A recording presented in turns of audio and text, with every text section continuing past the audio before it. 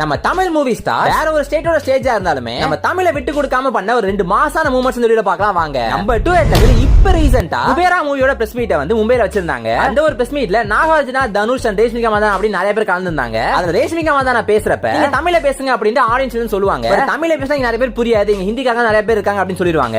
தமிழ்ல பேசணுமா? இங்க வந்து தமிழ்ல பேசுனா Hindi media will be like what we don't understand anything. So ஆனா நம்ம தனுஷ் பேசுறப்ப அவர் என்ன பண்ணாரு நீங்களே பாருங்க. எல்லாருக்கும் வணக்கம்.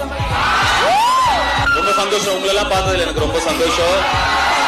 நம்பர் 1 நெட்ல இருக்குது யாரும் தெரிஞ்சுக்க மாட்டேன். இந்த வீடியோ பிடிச்ச மறக்காம லைக் பண்ணிட்டு நம்ம சேனலை சப்ஸ்கிரைப் பண்ணி வச்சுக்கோங்க. சப்ஸ்கிரைபர்ஸ் கம்மியாக தப்பா நினைக்காதீங்க, நல்ல கமெண்ட்ஸ்லாம் வரும், மறக்காம சப்ஸ்கிரைப் பண்ணி வச்சுக்கோங்க. நம்பர் 1 நெட்ல இருக்குது தமிழ் அப்புறம் ஒரு மாசான மூவ்மெண்ட் அப்படின்னா நம்ம இசைப்பையோட பேர்லாம் எப்படிங்க ஐஃபா அப்படிங்கிற அவார்ட்ஸ் வந்து இந்தியா ஃபுல்லா இருக்கிற எல்லா ஸ்டேட்ஸ்க்கும் பொதுவானது தான். அப்ப காமன் லாங்குவேஜான இங்கிலீஷ் தான் யூஸ் பண்ணிருக்கணும். பட் அவங்க என்ன யூஸ் பண்ணிருப்பாங்கன்னா ஹிந்தி தான் யூஸ் பண்ணி பேசியிருப்பாங்க. அங்க நம்ம தலைவர் வேற ஆள் சம்பவம் பண்ணி விட்டுருப்பாப்ல. இந்த ஐஃபா சிறந்த நடிகருக்கான விருது